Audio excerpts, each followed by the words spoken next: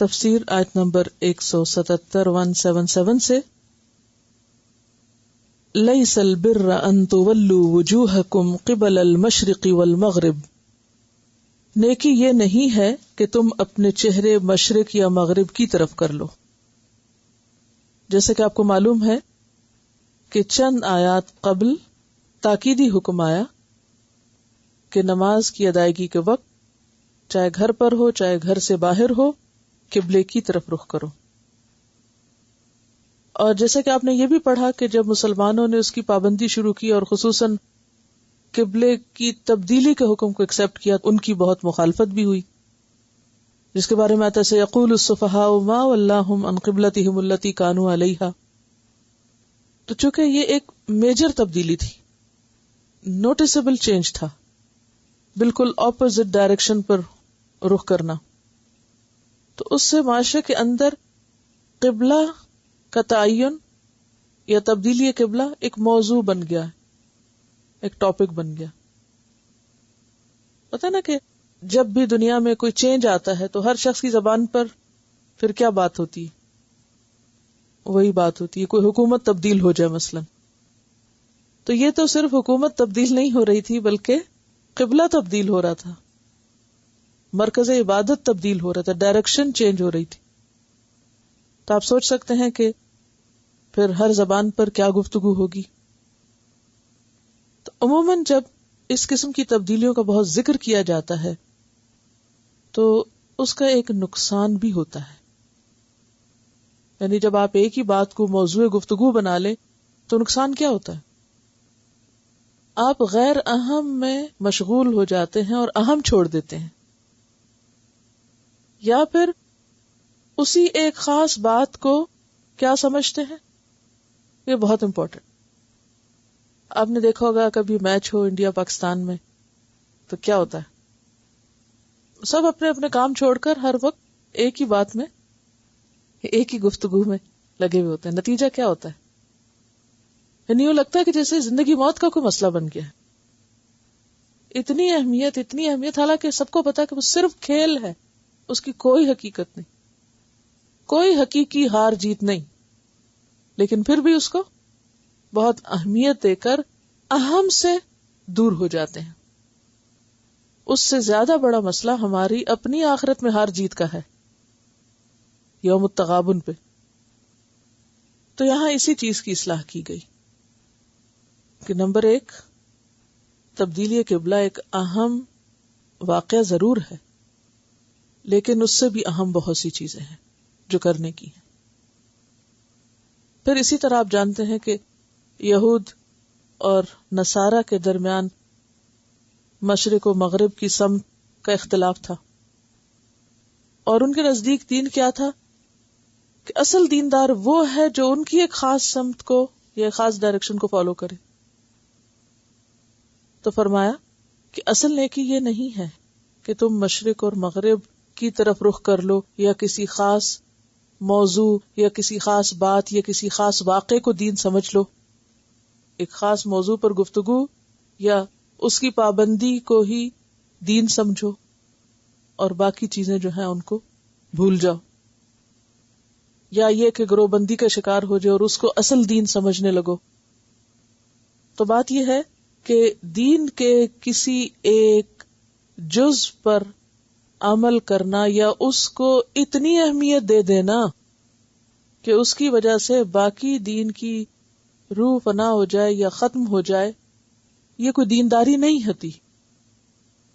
اسی لیے آپ دیکھیں کہ ہمارے یہاں مسلمانوں میں مشکلات کیا کہ اختلافی مسائل کے بارے میں وہ اتنے سینسٹیو ہو جاتے ہیں. ایک مسجد میں کچھ لوگ صرف اس لیے نہیں جاتے کہ وہاں لوگ رفع یدین کرتے. اگر غور کریں تو پوری نماز میں رفع یدین کا کتنا حصہ ہے؟ ایک جزو ہے نا، جز ہے.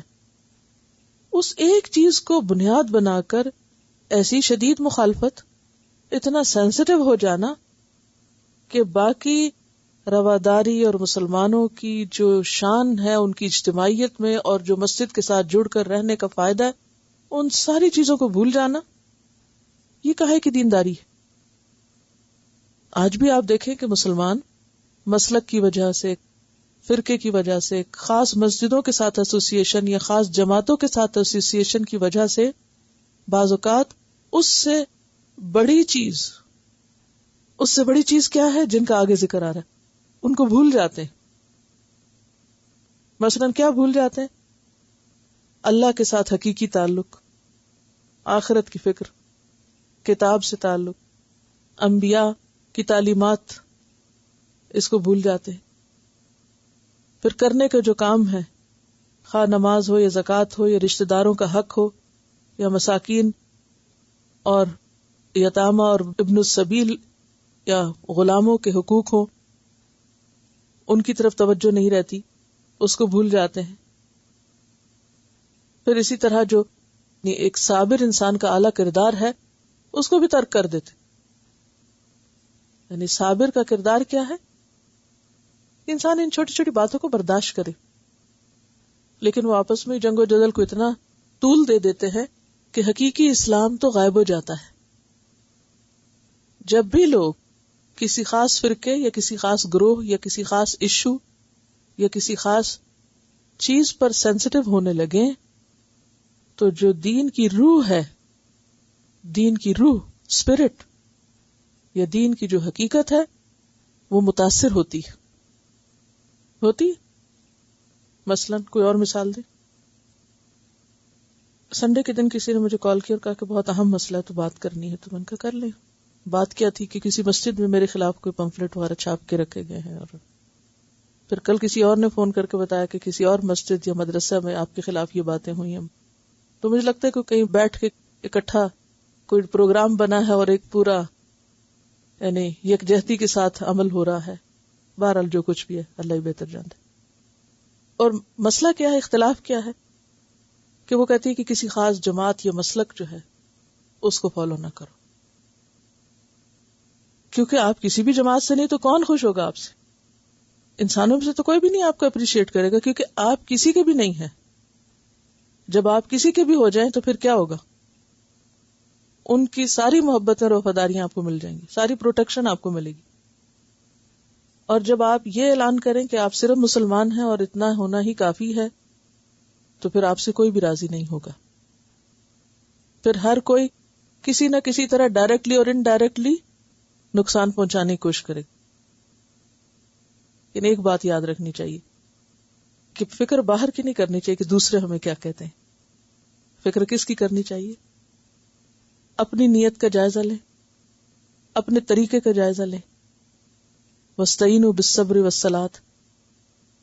اپنے کام کو دیکھیں کہ وہاں کوئی کمی اور کوتاہی تو نہیں. اپنے حقوق کو دیکھیں کہ وہ ادا کرنے میں تو کوئی غلطی نہیں، اور باقی چیزیں سب اللہ کے ذمہ ہیں. وہ خود ہی دفاع کرتا ہے، وہ خود ہی پروٹیکٹ کرتا ہے، وہ خود ہی ایسے لوگ پیدا کرتا ہے کہ جو ان چیزوں کو سنبھال لیتے ہیں. اب بات یہ ہے کہ یہاں پھر نیکی کس کو کہا جائے؟ بڑی اہم آیت ہے یہ. امت مسلمہ کی تربیت کے لیے اور دین کے کام کے لیے اور دین کی تعلیم کو عام کرنے کے لیے اور اقوام عالم تک اسلام کا پیغام لے جانے کے لیے ضروری ہے کہ انسان کے اندر نیکی کا جو اصل کانسیپٹ ہے یا نیکی کا جو اصل تصور ہے وہ واضح ہو. تو یہاں پر دو چیزیں ہمارے سامنے رکھی گئی، ایک لکیر کھینچ کے دو چیزیں. ایک ہے کسی مشرق یا مغرب سے آپ چمٹ جائیں، کسی ایک کے ہو جائیں، کسی ایک ڈائریکشن میں اپنے آپ کو فکس کر لیں کہ بس میری تو ساری لائلٹیز اور وفاداریاں فلاں گروپ کے ساتھ ہیں اور باقی مسلمان میرے کچھ نہیں لگتے. کیونکہ اگر لگتے ہوتے تو اتنی مخالفت تو نہ کرتے. کیونکہ مخالفت کی بھی حدود ہوتی ہے نا، کوئی اخلاق ہوتا ہے، کوئی طریقہ ہوتا ہے، کوئی دلیل ہوتی ہے اس کے پیچھے. تو ایک طریقہ کیا ہے کہ آپ ایک خاص ڈائریکشن، ایک خاص گروہ اور ایک خاص سمت اور ایک خاص کام اور ایک خاص موضوع کے ساتھ اپنے آپ کو بس وابستہ کر لیں. اور دوسرا کیا ہے، یہ لیکن البرہ کے بعد سارے کام جو ہیں ان ذمہ داریوں کو نبھائیں.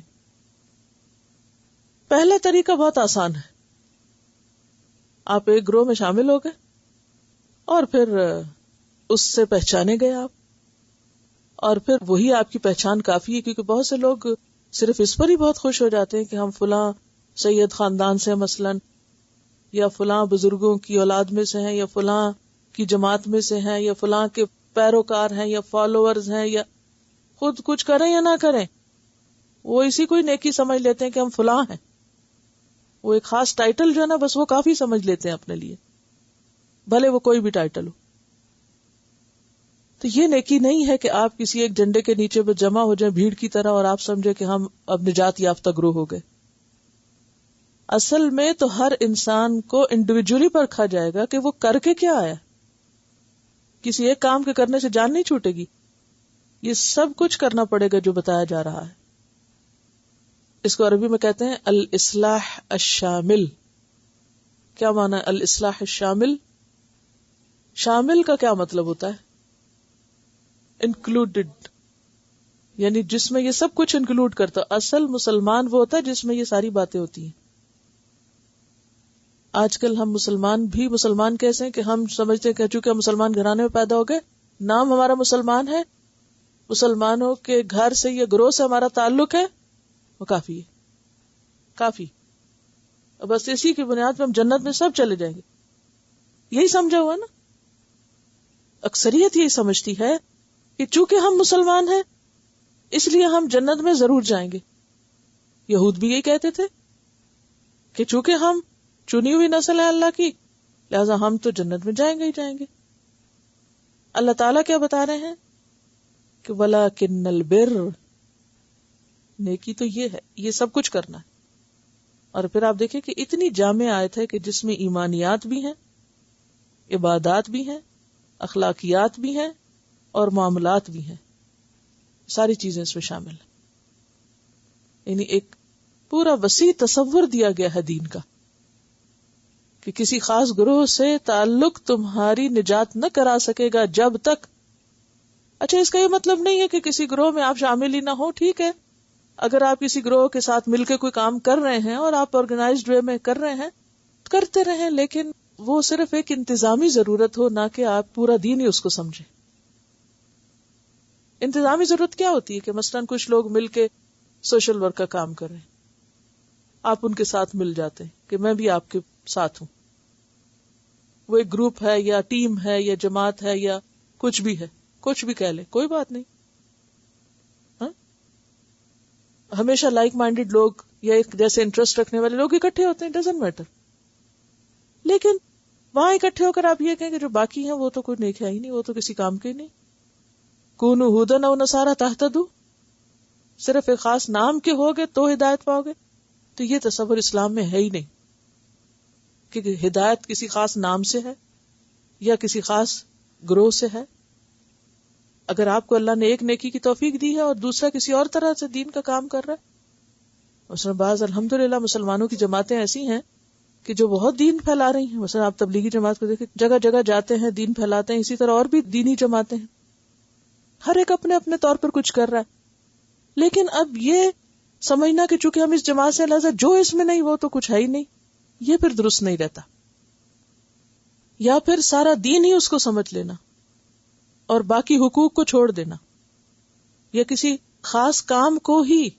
کیونکہ اصل میں یہ بھی کمزوری انسان کی بہت ہے کہ وہ جب ایک خاص کام کرنے لگتا ہے نا، بعض لوگ اگر نماز وغیرہ کی بہت پابندی کرتے تو وہ سمجھتے اصل نیکی بس صرف یہی ہے. بعض لوگ اگر خدمت خلق کر رہے ہیں، سوشل ورک کر رہے ہیں، تو وہ سمجھتے ہیں اصل نیکی تو یہی ہے، نمازیں نہ بھی پڑھی تو کیا فرق پڑتا ہے. بعض لوگ کوئی اور تبلیغ کا کام کر رہے ہیں تو وہ سمجھتے ہیں کہ یہی کافی ہے، گھر والوں کے حقوق نہ بھی دیے تو کوئی فرق نہیں پڑتا. نہیں، یہاں پر آپ دیکھیے کہ کس کس چیز کی طرف توجہ دلائی جا رہی ہے. اور یہ میں نہیں آپ سے کہہ رہی، اللہ تعالیٰ نیکی کا معیار قائم کر رہے کہ کس کو نیکی کہا جائے گا. اور پھر آپ دیکھیے کہ البر جو ہے اس کا روٹ بے رے ہے، اور اسی سے لفظ بر ہے. جیسے جنگل کا تصور، جنگل میں آپ دیکھیں کوئی بڑے درخت ہوتے ہیں، کوئی چھوٹے چھوٹے پودے ہوتے ہیں، کوئی چڑھنے والی بیلیں ہوتی ہیں، کوئی رنگا رنگ کے پھول ہوتے ہیں. اسی طرح کچھ نیکیاں بڑے بڑے درختوں کی طرح ہیں، کوئی چھوٹے پودے ہیں، کچھ گھاس ہے، کوئی کسی طرح کا پھول ہے، کوئی کسی طرح کا پھول ہے. یعنی ملٹی ڈائمینشنل ہے نیکی، مختلف طریقوں سے کی جا سکتی ہے، اس کے کئی رنگ ہیں، کئی روپ ہیں، تو کسی ایک رنگ کو اختیار کر کے یہ کہنا کہ یہی رنگ اصل رنگ ہے، نہیں. اصل بات یہ ہے کہ صبغت اللہ اصل رنگ ہے، جو نظر نہ آئے تو بھی نظر آئے، یعنی انسان کے اخلاق اور کردار میں وہ چیز نظر آئے کہ واقعی وہ ربانی ہے، اللہ کا بندہ ہے. فرمایا کہ نیکی پھر کیا ہے؟ نیکی کسی ایک خاص ڈائریکشن، ایک خاص گروپ، ایک خاص کام، ایک خاص موضوع، ایک خاص چیز کے ساتھ لگ چمٹ جانا ہی نہیں. مشرق و مغرب سمبولک بھی ہے یہاں، ٹھیک ہے نا. نیکی کیا ہے پھر؟ نیکی یہ ہے کہ جو اللہ پر ایمان لے آئے، اللہ والا بن جائے، اللہ سے ایسا تعلق قائم ہو جائے کہ انسان اللہ کو اپنا سب کچھ بنائے. والذین آمنوا اشد حبا للہ، اٹھتے بیٹھتے چلتے پھرتے نفع نقصان ہر حال میں اس کے دل پر سب سے زیادہ کس کا خیال چھایا ہوا؟ اللہ کا. یہ بات کہاں پڑھی آپ نے پیچھے؟ یہ ضروری ہے کہ نہیں ہے؟ والذین آمنوا اشد حبا للہ، اسی میں چند آیتیں پیچھے آپ گزار چکے ہیں، یہ گزر چکا ہے. 165 آیت میں یہ بات آپ پڑھ چکے ہیں. اور اگر اللہ کی بجائے کسی اور کا، کسی اور، بھلے وہ خاص ڈائریکشن ہو یا گروپ ہو یا انسان ہو یا کوئی بزرگ ہو یا کوئی بھی ہو، اس کا خیال آپ کے دماغ پہ اس طرح چھایا ہوا ہو اور دل پہ اس طرح چھایا ہوا ہو جیسے اللہ کا ہونا چاہیے، تو پھر یہ کیا چیز ہو گئی؟ آمن باللہ. میں نے آپ کو لفظی وضاحت میں بتایا تھا کہ آمنہ کے بعد کیا آ رہا ہے؟ بے کا صلہ آ رہا ہے، جس کا کیا معنی ہے؟ اطمینان، استقرار. یعنی تصدیق تو ہے ہی، ایمان تصدیق کرنے کا نام ہے، لیکن اس کے ساتھ اطمینان، استقرار، جس کو آپ کہتے ہیں رضیت باللہ ربن، میں اللہ کے رب ہونے پہ راضی ہو گئی. میرا رب جو میرے بارے میں فیصلہ کرے، جیسا مجھے رکھے، میں اس پر راضی. یہ ہوتا ہے ایمان باللہ. والیوم الآخر، اور یوم آخرت پر ایمان رکھے. کیا مطلب ہے اس کا؟ کہ انسان دنیا کی بجائے آخرت کو ترجیح دے. اب یہ نہیں کہا کہ دنیا پر ایمان لاؤ، آخرت. اب آپ سوچ رہی ہوں گی کہ میں دنیا کو بیچ میں کہاں سے لے آئی ہوں، کیوں لائی ہوں؟ اصل میں آخرت کا اپوزٹ کیا ہے؟ جی اس لیے لائی ہوں دنیا، کہ آخرت کا اپوزٹ دنیا ہے. ہمیں کیا کہا گیا؟ آخرت پر ایمان لاؤ. گویا آخرت پر فوکس کرو، آخرت پرائرٹی ہو، دنیا کی بجائے آخرت کو مسئلہ سمجھو. ہم کس کو مسئلہ سمجھو؟ تو آخرت پر ایمان کا کیا مطلب ہے؟ آخری دن پر، یعنی ڈومز ڈے پر. اور اس کی تفصیل کہاں سنی تھی آپ نے؟ جی، روز قیامت کیا ہوگا؟ وہ سخت دن ہے یہ دنیا کی زندگی. ذرا فرق کرے نا، ایک لکیر لگا کے ادھر لکھے دنیا اور ادھر لکھے آخرت. دنیا میں میرے ساتھ کیا ہو رہا ہے اور آخرت میں کیا ہونے والا ہے، کہاں سے مجھے گزرنا ہے. دنیا میں آپ اپنا نقشہ بنا لے، وہ میں دنیا میں بچپن میں یہ کرتی تھی، پھر جوانی میں یہ، پھر بڑھاپے میں یہ مشکلیں مجھے پیش آئیں، یہ میرے ساتھ ہوا. کیا مشکلیں؟ ادھر رکھے ذرا آخرت کی، کہ سور پھونکنے کے بعد سے لے کر اٹھ کے کہاں کہاں کیا کرنا ہوگا، کہاں کہاں سے گزرنا ہوگا. تو پھر کیا چیز امپورٹنس کے قابل ہے، یہ اہمیت دیے جانے کے. ذرا سی یاد دہانی کرا دے. Doomsday. Man knows at heart doomsday will come. None on the globe this fact can shun. A week, you know, has 7 days. This day will come on some Friday. A frightening bugle will be blown by certain angel too well known. Its sound will go from east to west, to put mankind to great unrest. This whistle will grow to thundering sound, to stun all mankind all around. The mankind will be shocked to death, with bodies still, sans sense and breath. All forms of life will cease to be, to fulfill the divine decree. All rocks so tall, all mountains high, like flakes of cotton will they fly. All oceans wide and buildings grand, on face of earth will no more stand. All stars and moon which look so bright, on doomsday will they lose their light. All that you see from east to west will cease to be for final test. This final test will come from God, whom all of us own as their Lord. The second bugle will come, replacing old world with a new one. Mankind will come to life again, on new world, shining white hot plain. In worldly life, who were the slaves of vice and evil will rise from graves, as deaf or blind or somewhat lame, with handicaps bad and full of shame. Some of them on head will stand, in shameful postures on the new land. This phase will last for years and years, subjecting man to torture and fear. Man wants to change this state of things. He makes his plans to comfort bring. For this he goes to prophets four, to help him out of crisis sore. Adam, Noah, Abraham each can give him help not in the least. Moses also joins their rank. Man's call for help meets with a blank.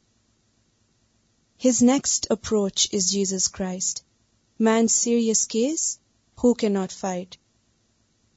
He tells him to go to prophet last, with God who has a friendship fast. The holy prophet prays to God for sinners' cause. God grants his prayers full of applause.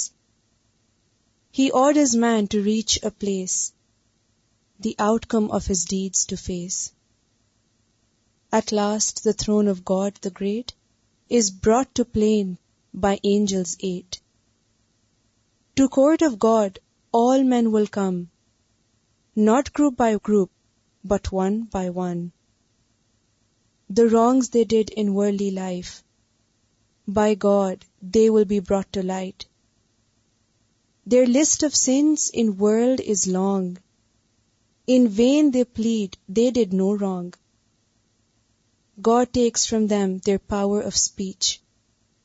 What tongue denies, their limbs will speak. They ask the God, but all in vain, to send them back to world again. They promise they will mend their ways and shun the wrongs of previous days. Their misdeeds outweigh noble ones. From painful hell can save them none. Heaven is meant for virtuous folk, who did not wear the evil's yoke. They fulfilled rights of man and God. In worldly life they feared one Lord. Heaven has for them eternal life, all full of peace without strife. Alas for those to hell who go, with on their head eternal woe. یہ کسی نے cassette سنی تھی روز قیامت کیا ہوگا، تو اس کو پھر پوئم میں بریفلی لکھ کے بھیجا ہے، اور صرف ایک ریمائنڈر کے لیے، کیونکہ ڈیٹیلز تو بہت ہیں اس میں، لیکن ایک نقشہ دوبارہ بن جاتا ہے انسان کے ذہن میں، اور اس نقشے کو بار بار دہراتے رہنا چاہیے. یہی ایمان بالآخرت کا تقاضا ہے. ایمان بالآخرت کا معنی کیا ہے؟ کہ انسان دنیا سے زیادہ آخرت کو اپنا مسئلہ سمجھے، تبھی سارے کام ٹھیک ہو سکتے ہیں. والملائکہ، اور فرشتوں کو مانے، فرشتوں پر ایمان. فرشتے نظر نہیں آتے نا، تو فرشتوں پر ایمان بالغیب کی علامت ہے، یعنی ایمان بالغیب کا حصہ ہے یا ایمان بالغیب کا اظہار ہے کہ یا رب تجھے مانتا ہوں اور جس کو تو ماننے کے لیے کہتا ہے ان کو بھی مانتا ہوں. اور ویسے بھی اگر فرشتوں کو مانیں گے تو ہی کتابیں اور رسول مانے جا سکتے ہیں. اسی لیے فوراً بعد کتاب پر ایمان، یعنی ساری کتابوں کی تعلیمات جو قرآن کے اندر فائنل ورژن کے طور پر محفوظ کر دی گئی، ان سب کو بھی مانتا ہوں. اور پھر آپ یاد رکھیے اطمینان، استقرار، دو لفظ آمن بے کا معنی جو کیا میں نے. اطمینان یعنی مجھے اطمینان ہے جو کتاب میں ہے درست ہے، اور استقرار یعنی اسی پر میں ٹھہرا ہوا ہوں، یہ نہیں کہ مان کے پھر ادھر ادھر ہو جاؤں. والنبیین، جو بھی تمام انبیاء اور رسل لے کر آئے انہوں نے انسانیت کو جو بتایا وہ درست بتایا، میرا بھی اسی پر ایمان ہے. اس کے فوراً بعد دینے کی بات، وآت المال، اور مال دے، یعنی ایمان کے بعد انفاق کا ذکر آ رہا ہے اس کی اہمیت کی وجہ سے. علی حبہ، اس کی محبت کے باوجود، یعنی مال کی محبت کے باوجود. اور کس کو دے؟ ذوی القربہ، پہلا حق رشتہ داروں کا، رشتہ داروں کو دے. اب اس میں آپ دیکھیے کہ یہ نہیں ہے شرط کہ رشتہ دار غریب ہو تو ان کو دے. یاد رکھیے اس آیت سے یہ نہیں پتہ چل رہا کہ جب رشتہ دار غریب ہو، فقیر ہو یا بہت ضرورت مند ہو تو پھر ان کو دے. رشتہ داروں کا حق ہوتا ہے مال میں، جسے آپ تحفے کے طور پر، جسے آپ کسی بھی طریقے سے دوسرے کی ضروریات کو سامنے رکھتے ہوئے، ضروری نہیں کہ وہ مساکین اور یتامہ ہو جائے تو پھر آپ رشتہ داروں کو پوچھیں، ان کا حق تو ویسے ہی الگ ہے. مساکین چاہے رشتہ دار ہوں یا نہ ہوں، یتیم چاہے رشتہ دار ہوں یا نہ ہوں، وہ ایک الگ کیٹیگری ہے.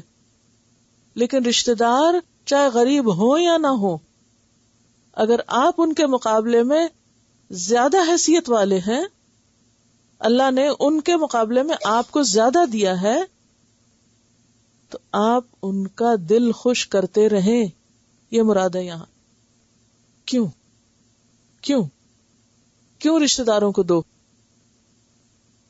کیونکہ ہم کہتے ہیں ان کے پاس نہیں ہے، وہ بھی تو کھاتے پیتے سب ہے، ہم کیوں دیں؟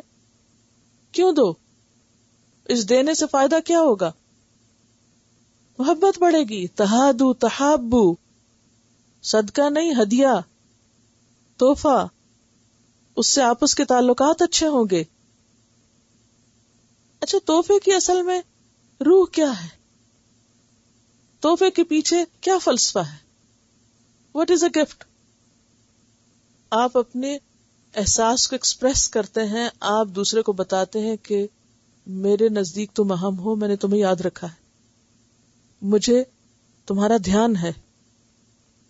تحفے کے پیچھے ضرورت ہونا اصل چیز نہیں کہ کوئی ضرورت مند ہے تو تبھی. ضرورت مندوں کا تو الگ حصہ ہے ہی. قرآن پاک میں آتا ہے وفی اموالہم حق معلوم للسائل والمحروم، ان کے مالوں میں حق ہے سوالی اور محروم کا. تو رشتہ دار چاہے سوالی نہ ہو، چاہے محروم نہ ہو، تو بھی کچھ نہ کچھ ان کا حق ہے. تو آت المال علی حبہ، مال کی محبت کے باوجود اللہ کی خاطر مال خرچ کرے، اور خصوصاً اس وقت جب کرنا مشکل لگے، کیونکہ ایسے رشتہ داروں کو دینا جو پلٹ کے پوچھیں بھی نہ، جو کبھی کسی احسان کا بدلہ دے ہی نہ، لوٹائیں ہی نہ، تو وہاں دینا اور مشکل ہوتا ہے. رسول اللہ صلی اللہ علیہ وسلم نے فرمایا کہ افضل صدقہ یہ ہے کہ تو اپنی صحت اور مال سے محبت کی حالت میں اسے اللہ کے نام پر دے، باوجود اس کے کہ مال کی کمی کا اندیشہ ہو اور زیادتی کی رغبت بھی ہو، یعنی زیادہ کمانے کی حرص بھی ہو. آپ نے یہ بھی فرمایا کہ مسکین پہ کیا گیا صدقہ صرف صدقہ ہے، اور رشتہ دار پر کیے گئے صدقے کا دوہرا ثواب ہے، صدقے کا بھی اور صلہ رحمی کا بھی. تو رشتہ داروں کو دینا اصل میں صلہ رحمی کی غرض سے ہوتا ہے، صرف ضرورت کی وجہ سے نہیں، کہ رشتہ جڑا رہے، باہم ایک تعلق باقی رہے. اور اسی لیے ہم دیکھتے ہیں کہ شوہر بیوی پر یا باپ بچوں پر یا ماں خرچ کرتی ہے تو وہ کیا شمار ہوتا ہے؟ وہ بھی صدقہ شمار ہوتا ہے اور اس کا بھی اجر ہے.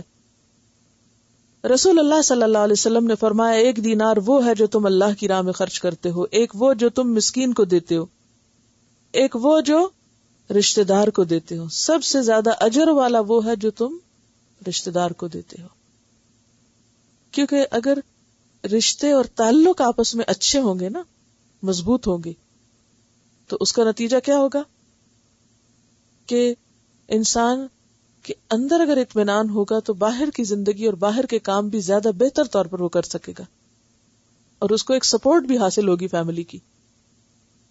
اسی لیے ہم دیکھتے ہیں بخاری کی روایت ہے کہ انصار میں حضرت ابو طلحہ جو تھے وہ سب سے زیادہ باغات کے مالک تھے، ابو طلحہ، اور ان کا ایک باغ بیروہا تھا جو انہیں بہت ہی محبوب تھا. مسجد نبی کے سامنے تھا، آپ اس باغ میں جاتے تھے اور وہاں کا عمدہ اور میٹھا پانی پیتے. جب یہ آیت نازل ہوئی لن تنالوا البر حتی تنفقوا مما تحبون، کیونکہ اللہ حبہ ہی کی بات ہو رہی ہے نا، کہ تم ہرگز نیکی کو نہیں پا سکتے.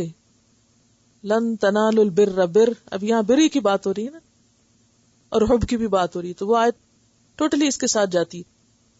یہاں تک کہ تم وہ خرچ نہ کرو جس سے تم محبت کرتے ہو. وآتى المال على حبه، یعنی جس مال سے تمہیں محبت ہے جب تک وہ خرچ نہ کرو تو وہ عموماً انسان کس کو دیتا ہے؟ فقیر مسکین کو تو بعد میں دیتا ہے، پہلا حق کس کا بنتا ہے؟ پھر اس پہ رشتہ دار کا بنتا ہے.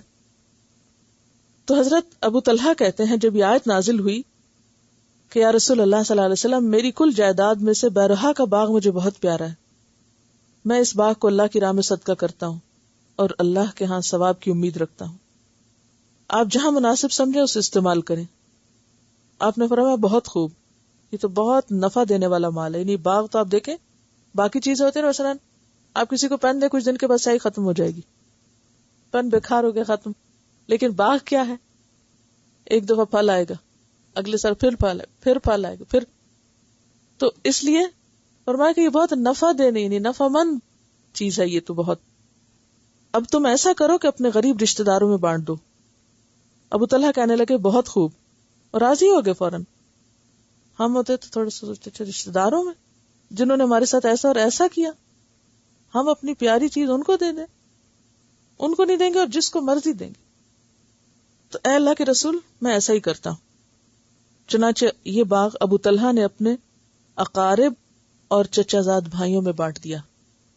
چچا زاد بھائیوں، کیونکہ عموماً رکابتیں وہاں زیادہ ہوتی ہیں، عموماً، یعنی ضروری نہیں ہر ایک کی، لیکن.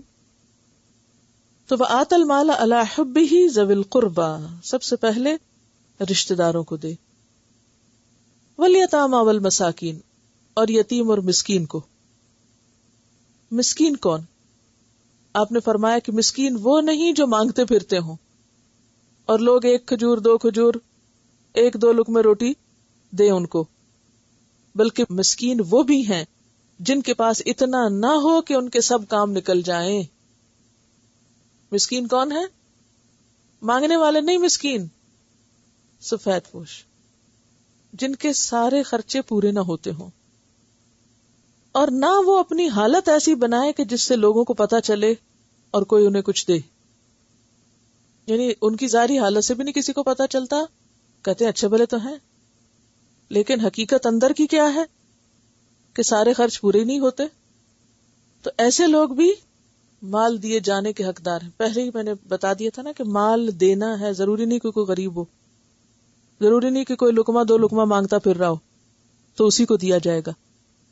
اس کو بھی دیا جائے گا کہ جو بظاہر اتنا ضرورت مند نہیں بھی. اب یتیم بچے، خواہ ان کے باپ جائیداد چھوڑ کے گئے ہوں، پھر بھی آپ کیا کریں گے ان کے ساتھ؟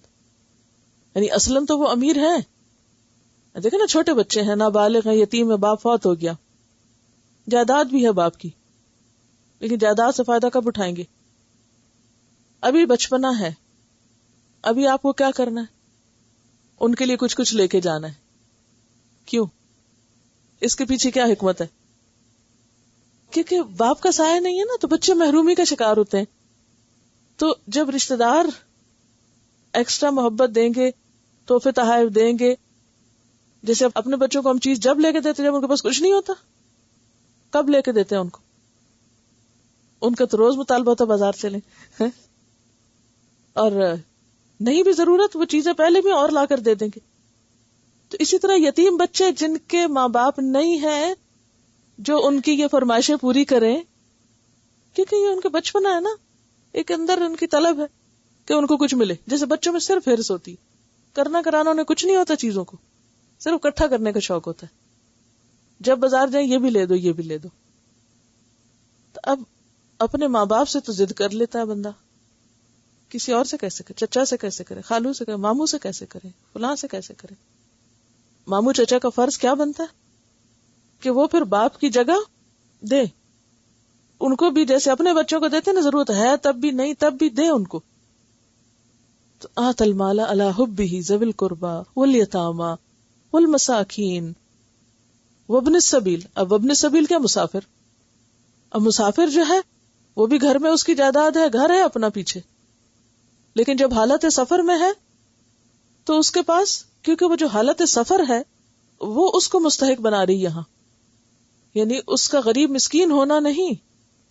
یعنی اس کا یہ مطلب نہیں کہ جیسے آپ حج عمرے پہ جاتے ہیں، کچھ لوگ آ جاتے ہیں کہ ہماری جیب کٹ گئی ہے تو ہمیں کچھ دیں، تو پھر آپ کہتے ہیں وابن السبیل ہیں تو ان کو کچھ دے دیں. مثلا وابن السبیل میں سفر کے ساتھی بھی آ سکتے ہیں. جیسے آپ یہاں سے اکٹھے گروپ بنا کے گئے حج عمرے، تو اس میں کیا کرتے ہیں؟ ایک دوسرے پہ خرچ کرتے رہتے ہیں. آپ صلی اللہ علیہ وسلم فرمائے کہ وجبت محبتی، میری محبت واجب ہو گئی ان لوگوں کے لیے کہ جو کیا کرتے ہیں؟ المتزاورین فیہ، میری خاطر ایک دوسرے کی ملاقات کرتے ہیں.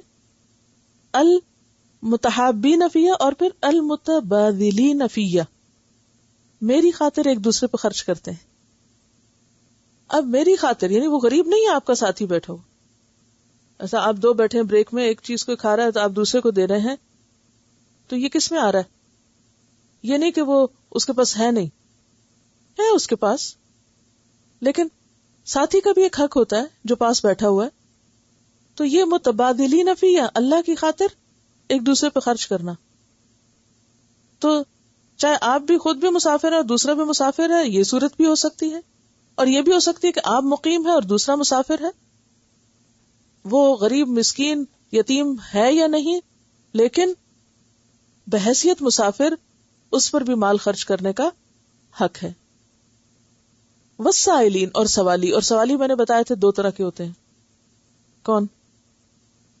ایک جو منہ سے بول کے سوال کرے، اور ایک جس کا حال بتا رہا ہو کہ یہ ضرورت مند ہے، یعنی حال سے پتہ چل رہا ہو. والسائلین وفی الرقاب، اور گردنیں چھڑانے میں. گردنیں چھڑانے سے مراد کیا ہے؟ غلام آزاد کرنے میں. اور آج کے دور میں اگر غلام نہ بھی ہو تو بعض لوگ بیکار میں پکڑے جاتے ہیں، یہ اغوا ہو جاتے ہیں یا کسی بھی ایسی صورت میں، تو اس صورت میں ان کو چھڑانے کے لیے بھی جو مال دیا جاتا ہے وہ بھی اس میں آ جائے گا. یعنی اس سے پتہ چلتا ہے کہ انسانی جان کی قیمت ہے، انسانی جان کی ایک ویلیو ہے. اگر کوئی انسان کسی ایسے قرضے میں دب گیا ہے کہ وہ دوسرے کے ماتحت ہو گیا ہے تو بھی ایسے شخص کی مدد کی جائے گی، یعنی اس کی گردن آزاد کرنے میں.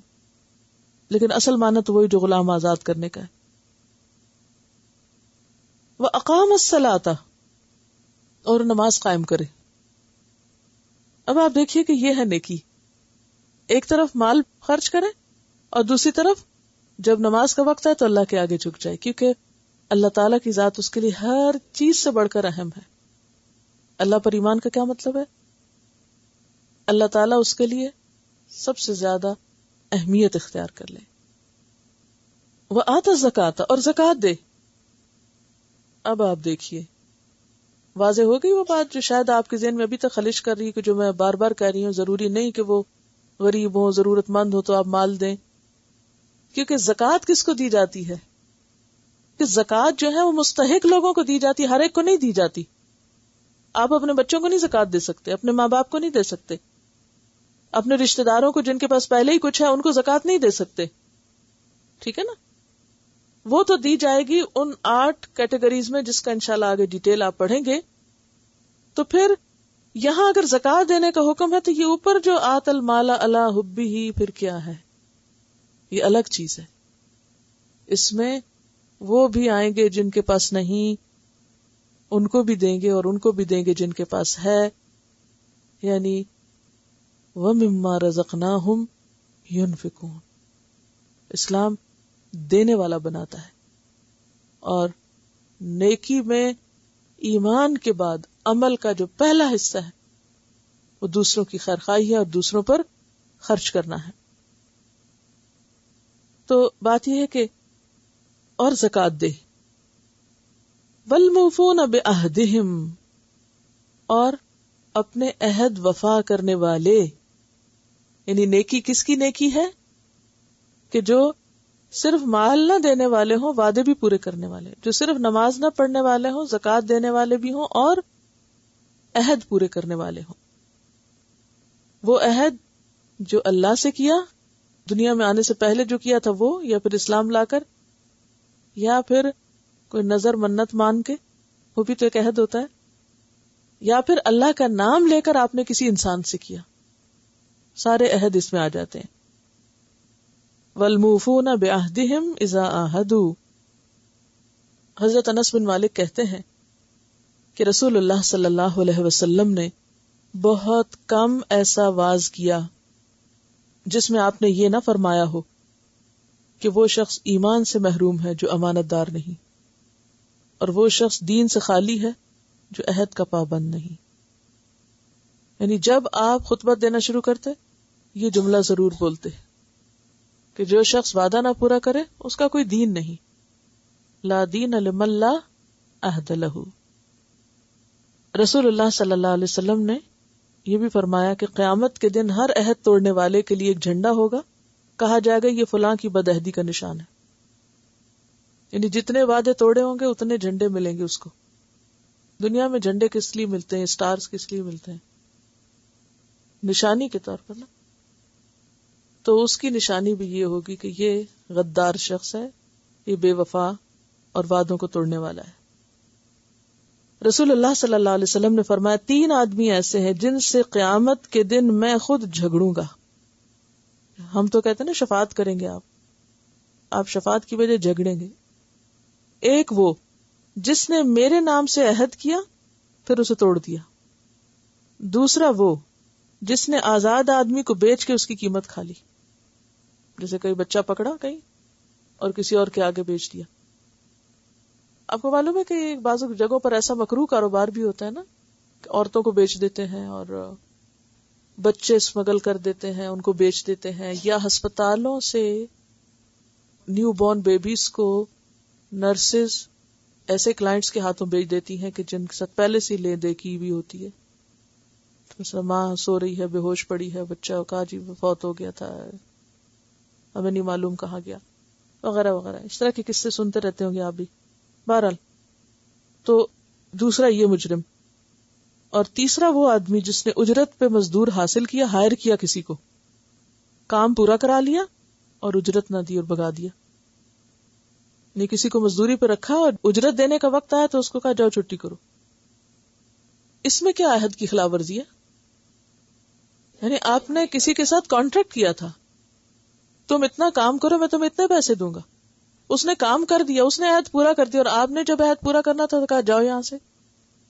تو آپ نے کانٹریکٹ کو وفا نہیں کیا نا.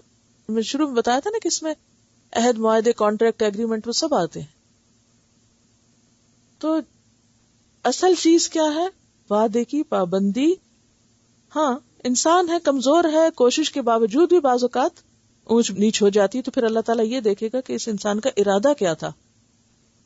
اور اس میں ہم دیکھتے ہیں کہ صحابہ کرام کے اندر بعض اوقات جان دینے تک کی نوبت آ جاتی مگر وعدہ نہیں توڑتے تھے. اور یہ عربوں کے اندر ایک خاص خصوصیت تھی اسلام سے پہلے بھی.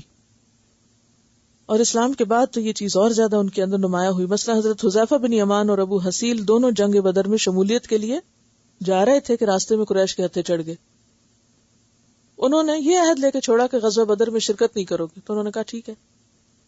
جب وہ مدینہ آئے تو دیکھا کہ اتنے تھوڑے لوگ ہیں اور بہت سخت ضرورت ہے. تو آپ صلی اللہ علیہ وسلم سے انہوں نے کہا کہ ایک ایک آدمی کی شدید ضرورت ہے تو ہم شریک ہوتے ہیں. تو آپ نے فرمایا نہیں, اپنا عہد پورا کرو, اللہ ہماری مدد کرے گا. یعنی 313 تھے اور صرف عہد کی وجہ سے ان کو ضرورت کے باوجود شامل نہیں ہونے دیا گیا. پھر اسی طرح صلح حدیبیہ میں ابو جندل کے ساتھ جو سہیل بن عمرو کے بیٹے تھے, ابھی معاہدہ سائن نہیں ہوا تھا, صرف زبانی بات ہوئی تھی, اور اس وقت ان بیڑیاں لگی ہوئی تھی اور جسم پہ زخموں کے نشان تھے, مار مار کے برا حال ان کا کیا ہوا تھا ان کے اسلام لانے کی وجہ سے. لیکن انہیں واپس لوٹا دیا گیا کیونکہ انہوں نے کہا کہ بات ہو چکی ہے. اگرچہ تحریر نہیں ہوئی تھی تو وہ بھی انہی وعدے کی وہاں بھی پابندی کی گئی. اسی طرح جب آپ عمرہ کرنے کے لیے گئے 3 دن کے لیے کفار مکہ نے کہا تھا کہ صرف 3 دن آپ مکہ رہ سکتے ہیں, 4تھے دن آپ کو یہاں سے نکلنا ہوگا, ویزا ختم ہو جائے گا آپ کا. تو آپ صلی اللہ علیہ وسلم 3 دن کے بعد وہاں سے چلے گئے. حالانکہ کتنے عرصے کے بعد گئے تھے اور کتنے شوق کے ساتھ گئے تھے, لیکن اس کے باوجود کیا کیا, اس عہد کو پورا کیا. اور اس میں صرف استثنائی صورت یہ ہے کہ اگر آپ اس مدت کے ختم ہونے سے پہلے دوبارہ نیگوشیشن کسی کے ساتھ کر لیں. مثلا آپ نے کہیں 8 دن کام کرنے کا وعدہ کیا, 8 دن سے پہلے آپ پہلے ہی بتا دیں کہ میں 8 پورے نہیں کر سکوں گی, یا 8 کو 10, وہ جیسے حضرت شعیب کے درمیان اور حضرت موسیٰ کے درمیان عہد ہوا تھا کہ 8 یا 10, یا اس میں فلیکسیبلٹی ہو. استثنائی صورتیں ایگزمپشن جو ہے وہ موجود ہے, لیکن اصل یہ ہے کہ پھر نیت اور ارادہ دیکھا جائے گا کہ کوئی شخص کیا نیت رکھتا ہے عہد توڑنے کی یا عہد کی پابندی کرنے کی. کیونکہ انسانی معاملات میں اونچ نیچ تو ہوتی رہتی ہی ہے. بعض معاہدے توڑنے پڑ جاتے, کرنے کے بعد توڑنے پڑ جاتے. مثلا آپ نے کہیں منگنی کی تو آپ کو توڑنا پڑا, نکاح کیا توڑنا پڑا, توڑنے پڑ جاتے ہیں نا بعض اوقات. طلاق کیا ہے اصل میں, یعنی معاہدے کو توڑنا. تو اس صورت میں کیا ہے, اللہ سوا, کسی قوم کے ساتھ آپ نے جنگ نہ کرنے کا معاہدہ کیا, اب آپ کو وہ توڑنا پڑا.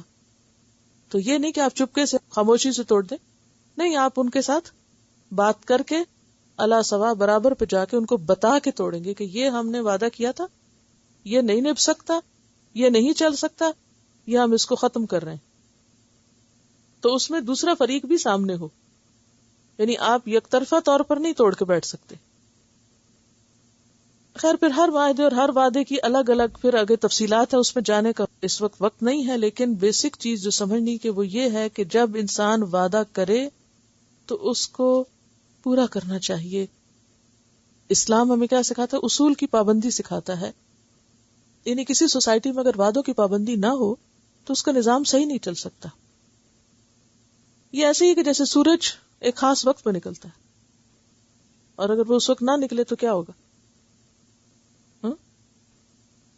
آپ آگ جلانے لگے اور وہ جلے ہی نہ, گرم کرنے کے بجائے ٹھنڈا کرنا شروع کر دے. ٹھنڈی بھی تو گیسز کرتی ہے نا, تو آگ میں سے بھی دھواں نکلتا ہے, وہ اس کا دھواں نکل کے تو ہر چیز ٹھنڈا کرنا شروع کر دے, پھر کیا ہو, نظام خراب ہو جائے نا. ہمارے جسم میں بھی ہر آرگن کا اپنا اپنا وعدہ ہے. ہمارے دل نے بھی ایک عہد کیا ہوا ہے, یعنی وہ اللہ کے حکم کا پابند ہے نا. تو وعدے کی خلاف ورزی جو ہے وہ بنیادوں کو ڈھا دیتی ہے. اسی لیے یعنی کسی سوسائٹی کی بنیادیں ڈھہ جاتی ہیں جہاں وعدوں کی پابندی نہ ہو, کسی گھر کی بنیادیں ڈھہ جاتی ہیں, خاندان کی بنیادیں ڈھہ جاتی ہیں, بہت سی چیزیں جو ہیں وہ ڈسٹرب ہو جاتی ہیں. تو نیکی جو ہے وہ صرف نماز پڑھنے کا نام نہیں, ان چیزوں کی پابندی کا نام بھی ہے. اور پھر یاد رکھے انسان کی قیامت کے دن پوچھ ہوگی. وَأَوْفُوا بِالْعَهْدِ إِنَّ الْعَهْدَ كَانَ مَسْئُولًا, الاسراء آیت 34. اور پھر وَأَوْفُوا بِعَهْدِ اللَّهِ إِذَا عَاهَدتُّمْ سورۃ النحل 91. وَكَانَ عَهْدُ اللَّهِ مَسْئُولًا سورۃ الاحزاب میں آتا ہے آیت 15. اور پھر سورۃ المومنون کی آیت 8 والذین هم لاماناتهم وعہدہم راعون. پھر ہے والصابرین فی البأساء والضراء وحین البأس. اب آپ نے پھر دیکھا کہ صبر کہاں آیا. صبر کو آخری صفت کے طور پر لایا گیا کہ یہ ساری چیزوں میں ہی کام آئے گا. جنگ، تکلیف، مصیبت، نقصان کے وقت تو صبر ہے ہی، لیکن صبر تو زندگی کی ہر چیز میں ہے. جیسے پیچھے بھی نا وَاسْتَعِینُوا بِالصَّبْرِ وَالصَّلَاةِ، آپ اس کو ایک کے بعد ایک کر کے دیکھ لیں. ایمان باللہ اور یوم آخرت صبر مانگتا ہے نا، ورنہ آپ ایمان باللہ نہیں کر سکتے، رضیت باللہ ربن نہیں کہہ سکتے اگر صبر نہ ہو آپ کے اندر. آپ تو ہر تقدیر کے فیصلے پر رونے دھونے بیٹھ جائیں، جھگڑنے لگ جائیں اپنے رب سے. تو ایمان کے لیے بھی صبر چاہیے. آپ کو پابندی کرنی پڑتی ہے نا. پھر رسولوں پر ایمان یا کتاب پر ایمان کے ساتھ کیا نتیجہ نکلتا ہے، کیا ہوتا ہے؟ جب آپ رسول پر ایمان لاتے ہیں تو اس میں صبر کا کیا تعلق ہے؟ صبر کس کو کہتے ہیں؟ روکنے کو، کہ ان کے حکم پر اپنے آپ کو سمینا و اطانا. چلتے قدم رک گئے، رکے قدم چل پڑے. اسی پر ابن ماجہ کی ایک بہت خوبصورت حدیث ہے، ارباز بن ساریہ سے روایت ہے، المؤمن کالجمل الانف حیث ما قید انقاد.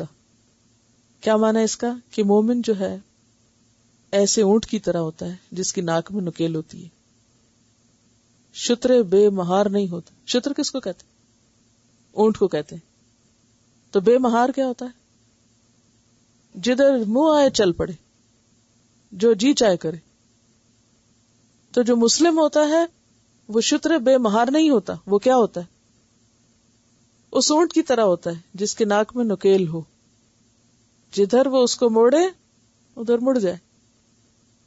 تو یہ ہے اصل نیکی، کہ انسان ایمان کا معاملہ ہو سمینا و اطاعنا، مال دینے کا معاملہ ہو سمینا و اطاعنا، نماز کا ہو، زکوٰۃ کا ہو سمینا و اطاعنا.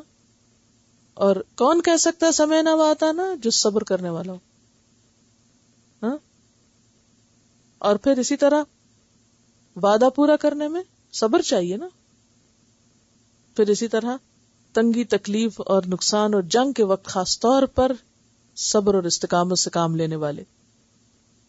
اولئک الذین صدقوا، یہ ہیں سچے لوگ، ان کو سچا کہا جائے گا. یہ سچے لوگ ہیں.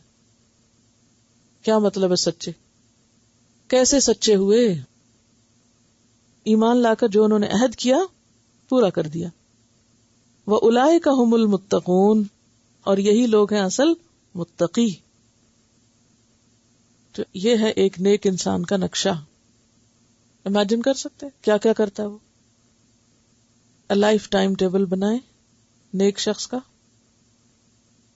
حقوق اللہ یعنی عقائد کے بعد پھر حقوق العباد کی ادائیگی، اور پھر عبادات کی بات، پھر معاملات کی بات. اور یہ سب اس وقت ہو سکتا ہے جب بندے کے اندر صبر کا مادہ ہو، تبھی انسان ان چیزوں کی پابندی، یہ پابندی ہے نا ایک طرح سے، ان کی پابندی اسی وقت ہو سکتی. اب میں یہ سوچ رہی تھی کہ آپ اگر ایک مومن کی کہانی لکھیں نا کہ مومن کیسا ہوتا ہے، اب مومن کو فالو کریں یا مومن کی ایک تصویر بنائیں. تصویر کا مطلب یہاں کوئی پینٹنگ بنانا نہیں ہے، یعنی ایک تصور میں لائیں کہ مومن کیسا ہوتا ہے، اس کا ایمان کیا ہے. ایمان اصل میں اندر کی حالت کا نام ہے، اس کے اندر کی حالت کہ اللہ سے اس کا تعلق کیسا ہے، کتاب کے ساتھ اس کا تعلق کیسا ہے، آخرت کے بارے میں کیا سوچتا ہے، نماز کیسی ہے، زکوٰۃ کے علاوہ مال دینے میں اس کا رویہ کیسا ہے، بخیل ہے یا سخی ہے. اور پھر ایک طرح سے ہر کیٹیگری کا خیال رکھتا ہے. اچھا ادھر بھی دینا، ادھر بھی، ادھر بھی، ادھر بھی، یہ نہیں کہ کوئی ایک مشرق یا مغرب میں کر کے کام ختم. اور پھر اس کے بعد باقی چیزوں میں بھی ایفاء عہد اور خاص طور پر صبر کی عادت. یہی سچے لوگ اور یہی متقی ہیں. اب یہ سب کچھ کرنا ایک طرف اور کسی مشرق مغرب میں جا بیٹھنا ایک طرف.